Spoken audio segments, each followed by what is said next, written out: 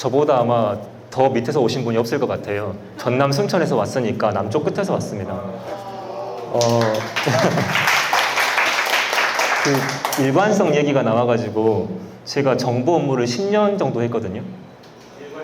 네, 일관성이 있어요. 그래서 이제 주변에서는 왜 그렇게 드라이버를 들고 다니냐 얘기를 하시는데 이제 좀 달라요. 상황이 많이. 위쪽은 선택이 가능해요. 업체도 선택할 수 있고 병원도 선택을 할 수가 있어요. 근데 아래쪽은 선택이 불가능합니다. 동네에 병원이 하나밖에 없는 경우도 있고 동네 업체가 하나밖에 없는 경우도 있어요. 그러면 그 관할 지역을 관장하는 업체들이 한 군데밖에 없는데 우리 학교는 오는 날짜가 화요일이에요. 예를 들어서. 그러면 다음 주 화요일까지 기다려야 돼요. 그러면 누가 합니까? 할 사람이 없잖아요. 제가 해야죠. 그런 일들이 실제로 일어나고 있습니다. 같은 대한민국이라고 해서 대한민국이 같지 않아요.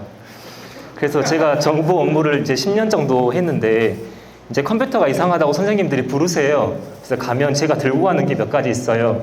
사진이 나올 건데 드라이버랑 SSD 드라이브랑 이제 뭐 램이랑 이렇게 들고 가요.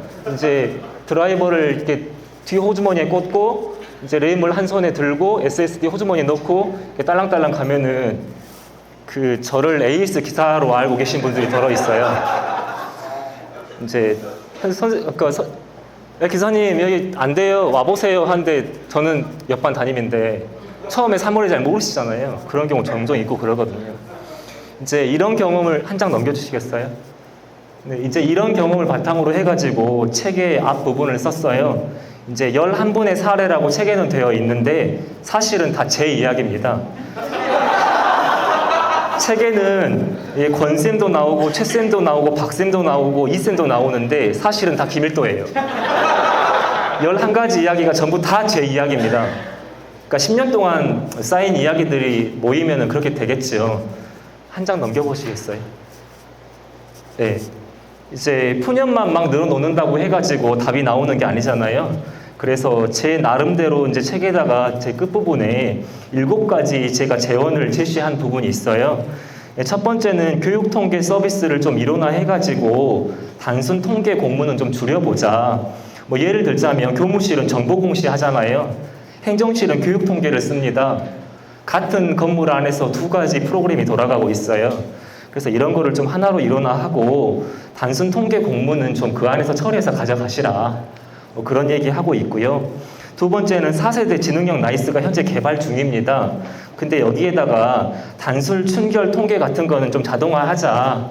부모님들이 우리 아들 어디 갑니다.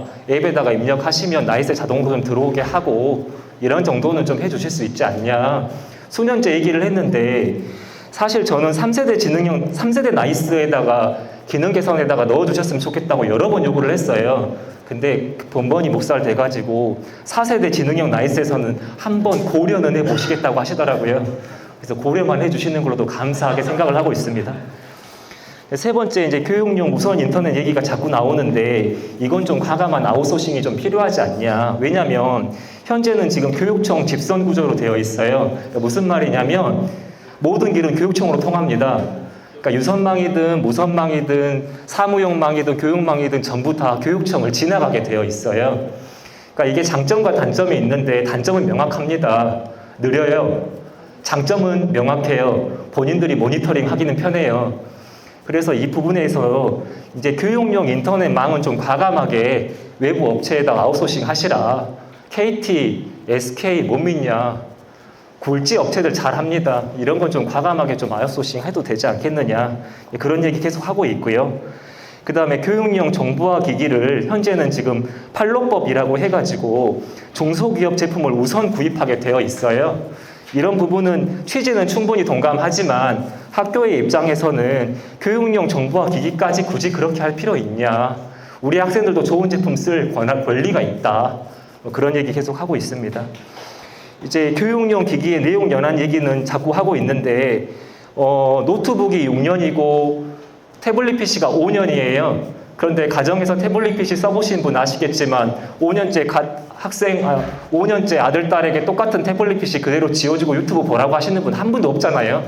학교는 그걸 강제하고 있어요. 그래서 이런 부분이 좀 바뀔 필요가 있겠다. 그래서 교육용 기기에 한해서만큼은 좀 내용 연한을 좀 줄여주시고 그 다음에 구매 단가 좀 현실화시켜서 단가 좀 높여주시라. 그런 말씀 계속 하고 있습니다. 그 다음에 교육용 기기를 지금 구입하는데 구입한 것만큼 유지보수에도 과연 인원과 자원을 투입하고 있느냐. 이제 우리나라의 전형적인 문제인데 처음에 만들 때 예산을 몽땅 들이부어놓고 유지보수에도 그만큼 돈을 쓰고 있느냐. 제 개인적인 생각입니다만은 100만 원을 구입하는 데 썼으면 유지보수에는 50만 원 정도 쓰셔야죠. 안 쓴단 말입니다. 그런 부분도 문제가 좀 있고요. 이제 마지막으로 7번째 이제 쓴 내용이 이제 블렌디드 수업이 계속되고 있는데 이제 블렌디드 수업에 대한 경험치가 쌓인 만큼 정형화된 모형 같은 게 이제 나올 때가 되지 않았냐, 이런 부분 한번 고민해 보자 해서 7가지 내용을 집어넣어 놨습니다.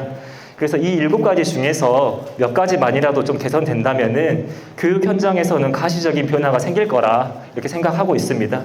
오늘 이 자리가 그 단초가 되었으면 좋겠습니다. 이상입니다.